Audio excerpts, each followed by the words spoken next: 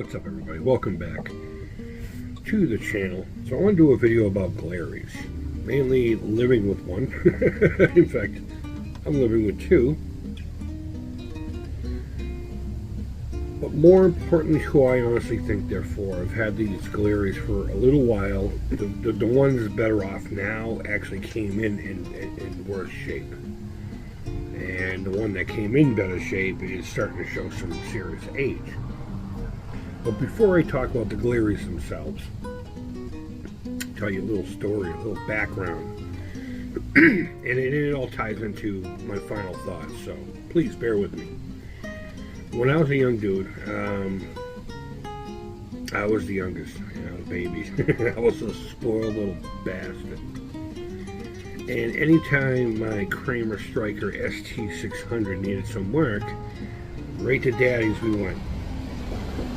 They'd repair it. More times than not, it was fret work. And it made sense because I always had it in my hand anyway, I brought it to school with me, everything. Oh, by the way, I have the Glarry Strat on. We're not plugged in or anything. We're on my back porch enjoying my morning coffee before my shower routine and all that.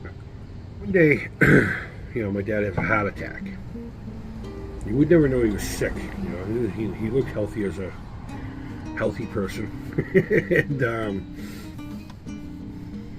he had a heart attack, and he had already had some kind of heart issues before that, but this one really did some damage, and he was forced to retire at a real young age, which completely changed the financial dynamics of the house.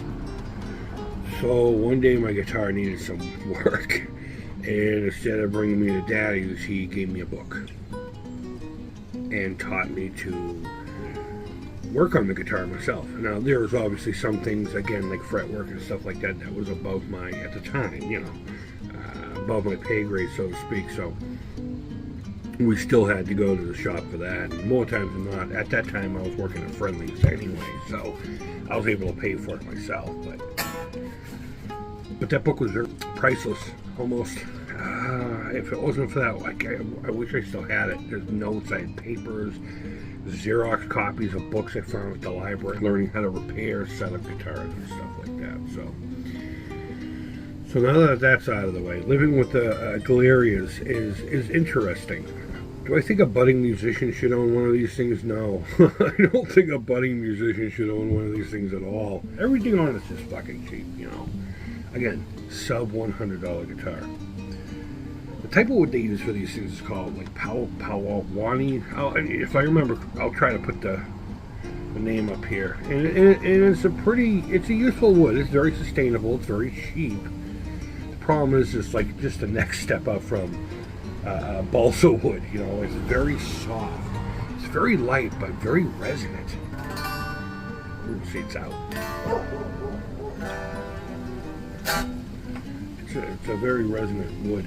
And it's got one big glaring problem. It's just wicked soft. It's way too soft. Like, if you look here, I'm missing a screw. I don't know where. I don't even know where it came off. When it came off, I just noticed one day it wasn't there. So it doesn't take much for one of these guitars to start falling apart. I wouldn't even think about taking it. I don't think on a tour this would last 6 months worth of dates. Is that to say I don't like the guitar? No, I love this guitar. This guitar, it's got a mojo. It's got a feel to it, It's just not going to survive. It's not going to last, and it's not built to. But going back to who it's for, again, if you're a budding musician, no. That cat that's already got his hands dirty, his feet wet, playing. He's been into it like a year or so, maybe less, maybe more, whatever. Everyone's got their own rate of progress. And now they're curious about learning the instrument itself. They're getting pretty good at what they're doing, and now they want to learn to maintain their own.